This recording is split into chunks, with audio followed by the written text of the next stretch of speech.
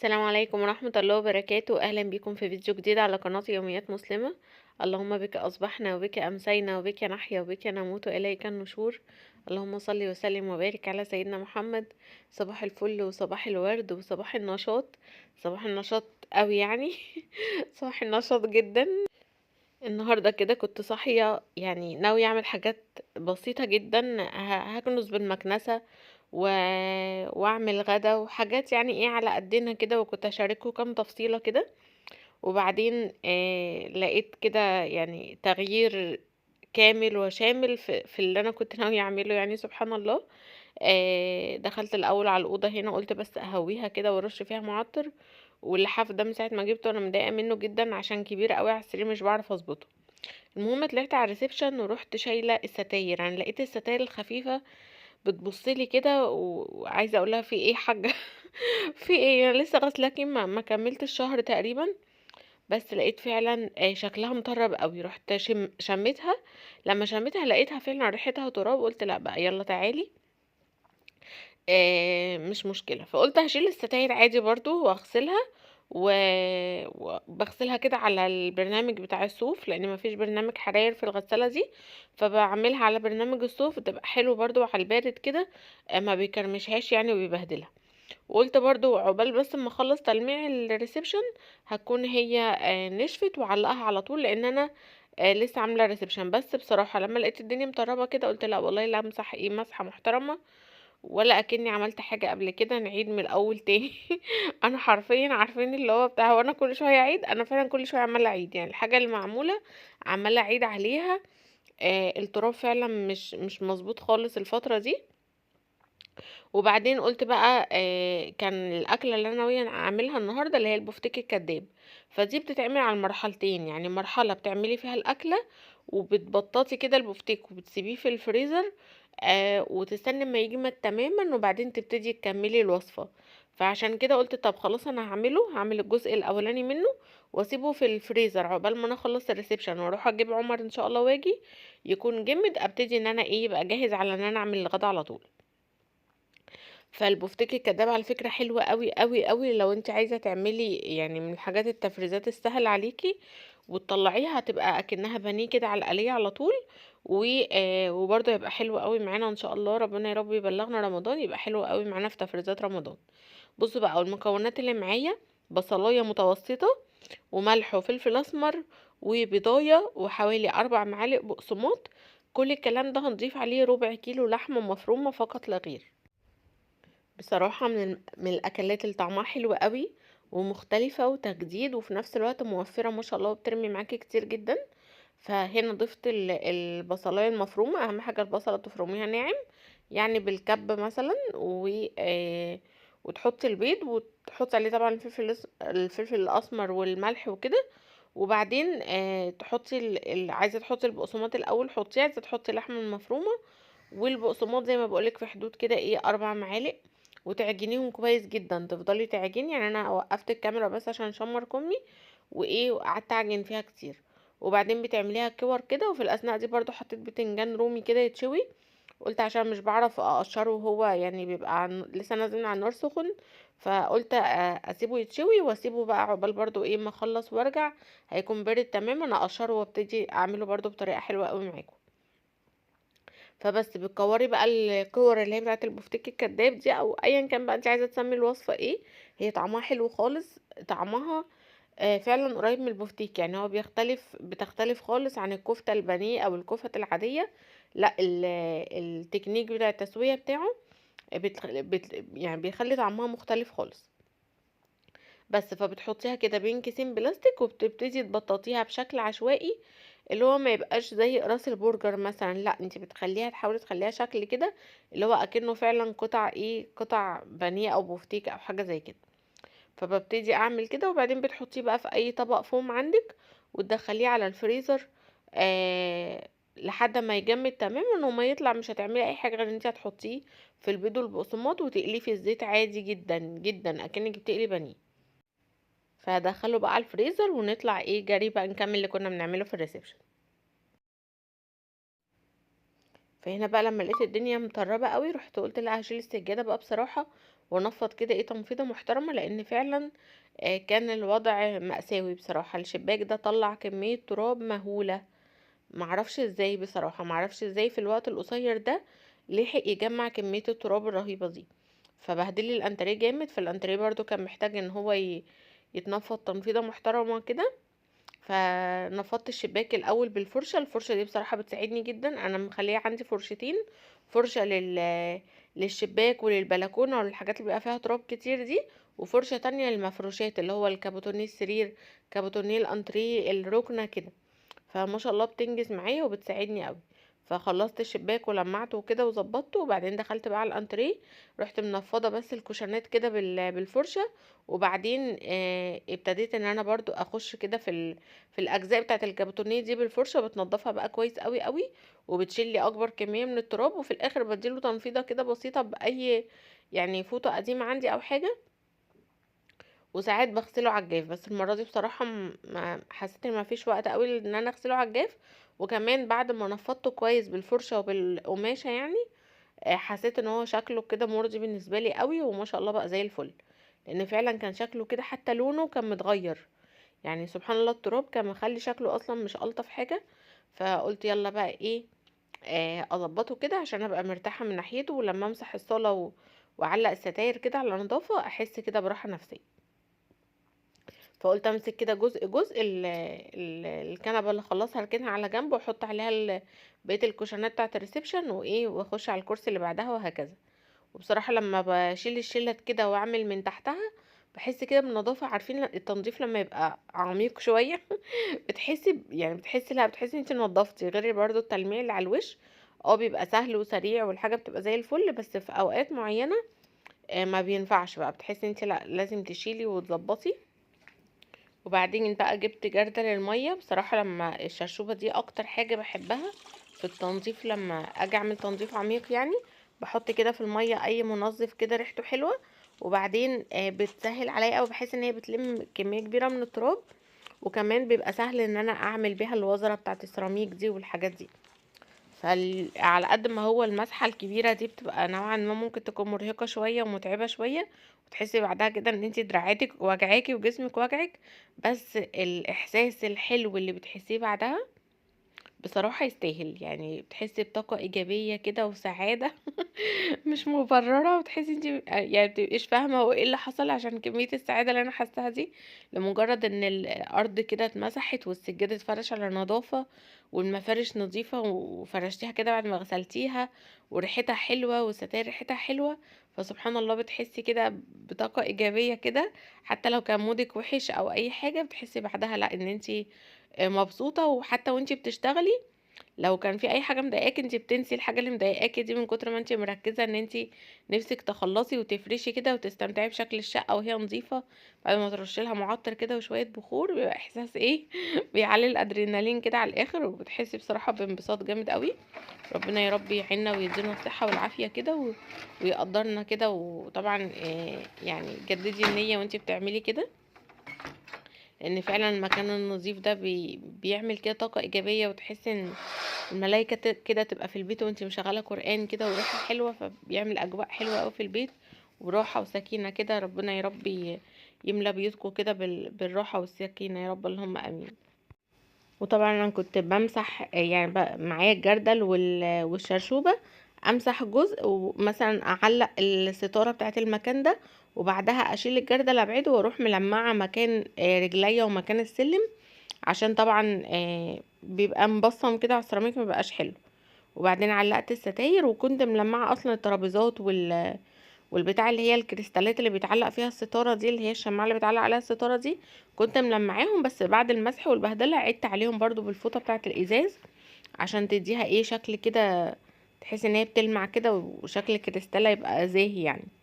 لكن الاول بحب المع اول حاجة بصراحة بعد ما بنفض بلمع، عشان ما يقعش اي تراب على الارض بعد كده. يعني ما بينفعش ان انا المع بعد ما امسح، لا بعد المسح بتبقى اللي هو الحاجة متلمعة، بتديها بس حاجة كده ايه تشيل بس تبصيمات الايدين وكده. فبصوا بقى الستاير، يا سلام يا سلام يعني بجد لما الستاير دي بالذات كمان هي تولي وبيضة كده، فلما بتبقى مشبرة تراب بتبقى بشعة، بتخليه الريسبشن كله بصراحة شكله بيضايقني. لكن مجرد ما بتتغسل كده يعني، حتى لو غسلة بسيطة خالص، بتبقى ما شاء الله تبارك الله، بحس الريسبشن كله منور ونضيف كده وريحته حلوة. فبس كده بصوا الانتريه حتى ما شاء الله لونه بقى زاهي ومزهزه كده، لما اتشال من عليه ذرات التراب الرفيعه خالص دي. فكده خلصت يا دوبك بقى يعني هرص بس الانتريه كل حاجه مكانها، ويبقى خلاص كده معيش غير فرش السجاد. وطبعا عملت الجزء بتاع السفره ده بس ايه، ما صورتش بالتفصيل يعني. خلصت كده. وبرده الستاره اللي عند يعني هما الريسبشن غسلت الستائر الخفيفه بتاعته بس، اللي هي على الشباك الكبير ده اللي على شباك المنور ده، وعلى الطرقة وعلى البلكونة. الثلاث ستاير الخفيفة اتغسلت، فما شاء الله يعني بقوا زي الفل بعد الغسيل. واحلى حاجة في الستاير اللي هي التل دي ان انا عاملة وراها طبقة تاني شيفون ابيض. يعني هي تل بس انا عاملة وراها طبقة شيفون ابيض، فمديها افكت حلو ومخليها لونها حلو. غير لو كنت سبتها سادة كانت هتبقى مدية شكل غامق شوية، ولو حطيت وراها بلاك اوت كان هيبوظ منظرها خالص وكان هيغمقها. بصوا بقى المفرش ده انا كنت فرشاه على الترابيزه المره اللي فاتت، بس في حد منكم كتب لي في التعليقات جربي تحطي المفرش المدور على الترابيزه المدوره. ف... فبصراحه كنت حاسه ان انا عايزه التاني عشان يبان جزء من الازاز ويبقى شكلها حلو. وبعدين قلت مش مشكله كتغيير احط المفرش ده. وبعد ما حطيته عجبني جدا جدا، وعماله ادعي للبنوته اللي قالت لي عليه لما قالت لي شيليه وحطيه على الترابيزه وحطي اللي هو الطويل المستطيل ده حطيه على البيوت.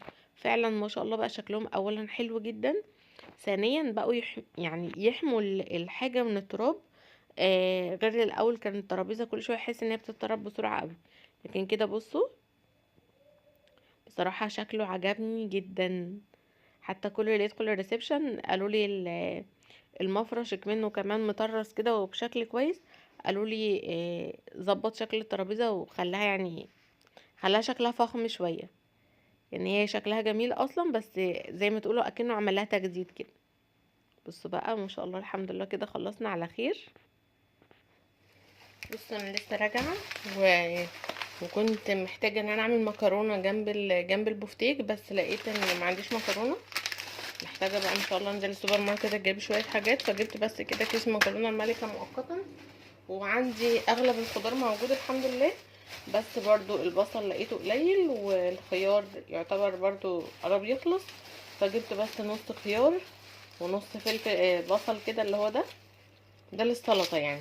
بجيبه اللي هو الصغير ده عشان السلطه، غير لما بكون عايزه بقى اسبك او اعصج لحمه او حاجه فبروح جايبه البصل الكبير وبعمله بالمره. لكن دول بخليهم عندي كده للسلطه وللشرب. وجبت جرجير وشويه فلفل صغيرين اللي هو حاجات بس على ايه، على قد استخدامي وتكمل على اللي عندي. فحاطه ميه دلوقتي على النار نسلق المكرونه عشان نبتدي بقى نقلي البفتيك على طول. بصوا بقى البفتيك طلع من الفريزر يعني، لو سبتيه مثلا 4 5 ساعات هيوصل للشكل اللي انت شايفاه ده. فهيبقى هتتعاملي معاه لانه قطعه بفتيك عاديه جدا او قطعه بانيه عاديه جدا. هتحطيه في البيض والبقسماط، عايزه تحطيه في الدقيق الاول وبعدين بيض وبعدين بقسماط، عادي جدا مفيش مشكله. انا مره جربته بالطريقه دي وكان حلو عادي. وهنا البطاطس دي قلت احمرها، قلت بما اني انا كده كده حاطه زيت عشان اقلي فيه البفتيك فانا هحمر البطاطس الاول، مش هشغل الاير فراير بقى ايه خلاص، طالما كده كده ايه يعني هقلي في زيت النهارده فبالمره. فبس معرفش البفتيك ده هيبقى في الاير فراير ايه نظامه. آه فلا انا جربته قبل كده بالزيت وكان جميل، وانا كده كده مش بعمله كتير. ففي حاجات معينه بحب اعملها في الزيت، بحس ان هي اضمن يعني. فبس حطيته في البيت كده وبعدين في البقسماط وكده يبقى جاهز على ايه القلية على طول. هتسخني الزيت عادي وتنزليه فيه، وبعد ما تنزلي البفتيك فيه ممكن تهدي الزيت حاجة بسيطة قوي، بس ما يبقاش الزيت بارد عشان ما يفكش، لان زي ما احنا عارفين ده لحمة مفرومة فممكن تفك منك يعني لو قعدت في الزيت وهو بارد يعني.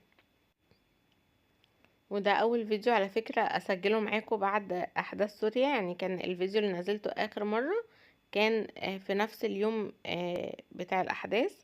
فربنا يا رب يحفظهم وينصرهم ويعزهم ويعوضهم خير بجد، يعني يعوضهم خير عن كل اللي شافوه، لان هما شافوا كتير بصراحة. انا عايزة اقولكم ان انا اغلب الناس اللي بتابعها سوريات، فعارفين اللي هو انا عايشة معاناتهم او عارفة كل تفاصيل معاناتهم.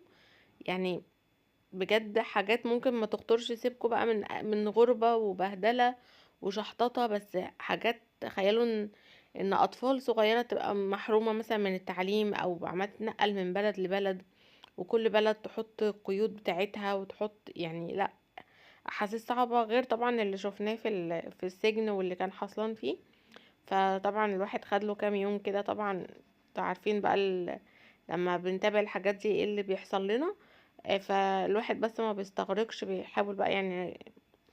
اتعلمت بقى من اللي حصل لي قبل كده. فبقول انا مش في ايدي حاجه غير الدعاء، ربنا يا رب يعوضهم خير، وربنا برحمته الواسعه قادر ان هو، يعني الواحد مجرد ما هينغمس غمسه في الجنه هينسى اي الم اتعرض له في حياته. فربنا يا رب يرزقهم الجنه ويعوضهم خير عن كل اللي شافوه، ويرزقهم بايام حلوه، الايام الجايه ليهم تكون حلوه يا رب. قادر على كل شيء، ويعوض اطفالهم يا رب باذن الله بحياه مستقره وهاديه يا رب، اللهم امين، وجميع بلاد المسلمين يا رب. فبص بقى، البفتيك كان خطير، كان جامد جدا بجد، جربوه ان شاء الله يعجبكم قوي. وقلت بقى يلا اعمل شويه بابا غنوج، انا بحب بابا غنوج جدا، بس تملي ماليش حظ في البتنجان. بس المره دي الحمد لله طلع حلو. فقشرته كده بس، وبعدين حطيته في الكبه، وحطيت عليه معلقه خل وشويه طحينه كده محترمين، يعني مش المعلقه دي، لا انا حطيت بتاع مثلا يعني ربع كوبايه طحينه كده ولا حاجه في الكبة برضو. وبعدين حطيت فصين توم وشوية ملح فقط لا غير، ما حطيتش توابل ولا حاجة. ما شاء الله بيخلي طعمه جميل جدا جدا. يا دوبك هتضربيه، يعني هو بصي لو انتي مش عايز تعمليه في الكبة، بس انا بحبه في الكبة، بيبقى طعمه حلو متجانس كده مع بعضه. لكن لو مش عايزة تعمليه في الكبة، هو انتي مش هتعملي اي حاجة غير سلطة طحينة وتشوي بتنجان وتقلبي البتنجان ده على سلطة الطحينة فقط لا غير. يبقى انت كده عندك اجمل بابا غنوج في الحياة. عايزة تحطي عليه بقى شوية بقدونس هيبقى حلو، فلفل مقطع هيبقى حلو، في ناس بتحط عليه كمان طماطم مقطعة، اللي يريحك.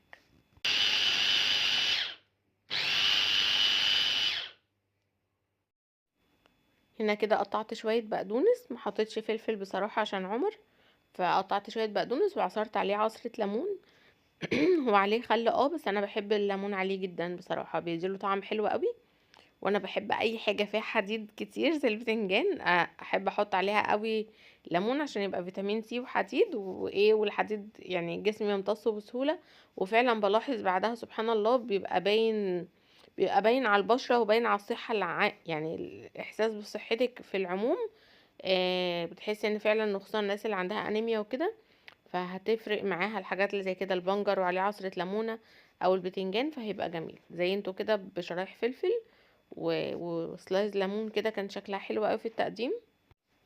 وكده البفتيك قدمته بس على بقسماط، روعة يا جماعة، روعة، طعمه خرافة.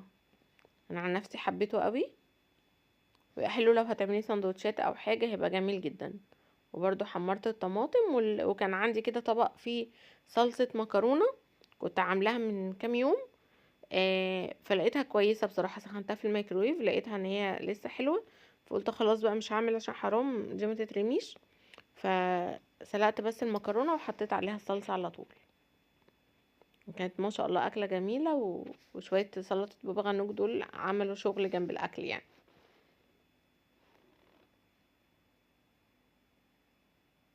عايزة اقول لكم انا عملت كوباية شاي، ومش عارفة الكوباية دي رقم كام النهاردة بصراحة. بصوا اهي، عشان ايه بقى، هقول لكم انا بعمل ايه.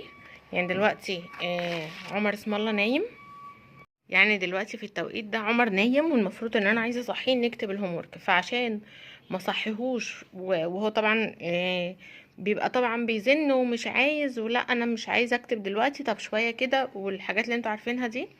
ف وارد ان ده يحصل، ووارد ان هو يكون ايه ربنا هديه النهارده ويقعد معايا. فايه اللي انا بعمله، انا بطلع الهوم ورك اللي مبعوت لي على جروب المدرسه، وبيبقى كاتبين الماس مثلا بيج رقم كذا، العربي نفس الكلام. فبدل ما اصحيه وافضل انا بقى افر في الكتب واطلع وكده، فانا لا، بروح انا مجهزه مثلا في كتاب الماس المفروض اوريكم الصفحه اللي علينا فيها هوم ورك النهارده. فالهوم ورك مثلا اللي في الماس في البيج دي، فبروح انا تانيها كده بالشكل اللي انتوا شايفينه ده، بحيث ان ايه اول ما يصحى يبقى خلاص ده كتاب الماس.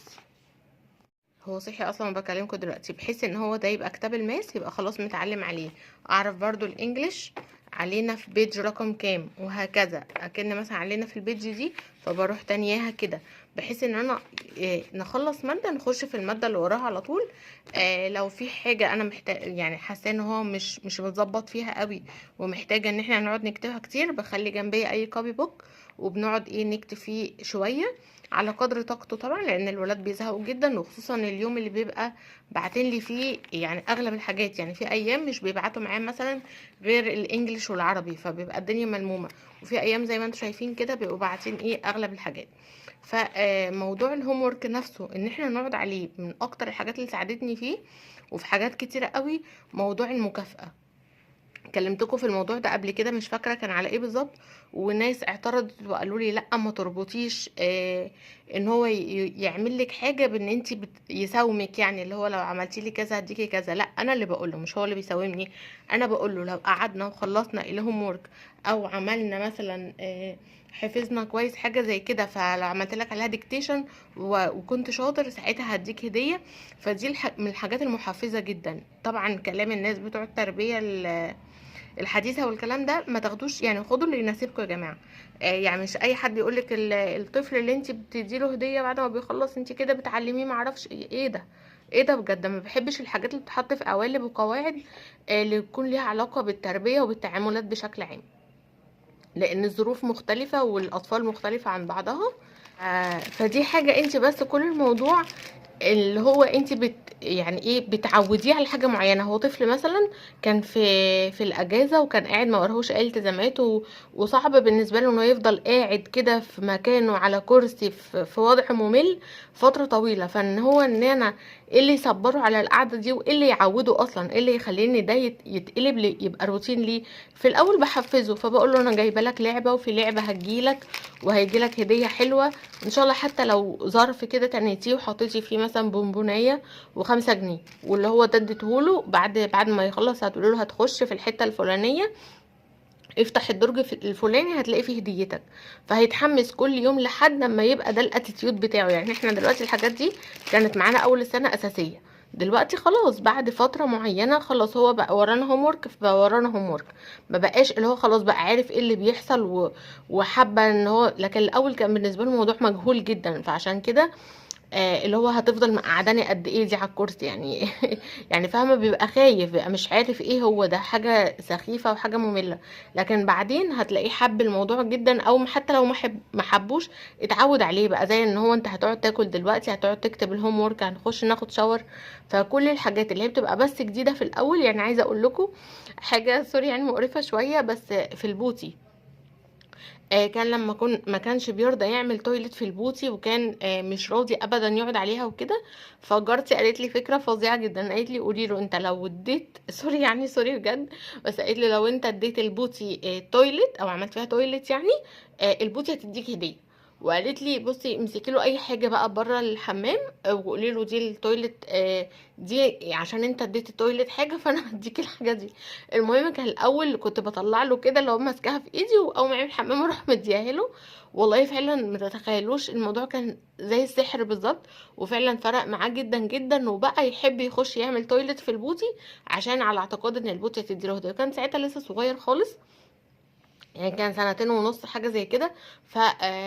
فهل بعد كده دلوقتي لحد دلوقتي بنعمل كده؟ لا طبعا، هي بس فتره ان انت بتعودي الولد على حاجه او بتعودي الطفل على حاجه. ف... فالواحد يبقى مرن بس في تفكيره ان احنا عشان زي ما بقول لكم، مجرد ما انا قلت الفكره دي لقيت في التعليقات ناس كتير لا غلط وازاي. هي يا جماعه مش هنفضل كده طول حياتنا اللي هو كل ما يتنفس نفس هديله قصاده مكافأة؟ اكيد لا. هي بس فكره ان انت بتعملي حاجه بتوصلي بيها لحاجه معينه انت عايزاها، وبعدين خلاص. فبس اشرب بقى انا الشاي ونقعد بقى نكتب الهوم ورك. دعواتكم لينا، وربنا يعين كل الناس اللي ما كانوش فاكرين ان هم عندهم امتحانات وبقى عندهم امتحانات، ربنا معاكم بجد والله العظيم، وربنا يستر والله العظيم. بقيت مرعوبه، ان شاء الله باذن الله ما يبقاش عنده امتحان ولا حاجه، عشان ايه؟ ربنا يسترها معانا كده وما يتسيح لناش قدام الناس. ف... فان شاء الله ربنا ينجحهم جميعا ويعينكم ويقويكم يا رب. فالفتره دي طبعا ما بتبقاش هوم ورك، بس الواحد بيحاول ايه يراجع اللي فات على قد ما يقدر. وبس كده، ويا رب بقى يكون الفيديو النهارده عجبكم، واشوفكم في فيديو جديد ان شاء الله، والسلام عليكم ورحمه الله وبركاته.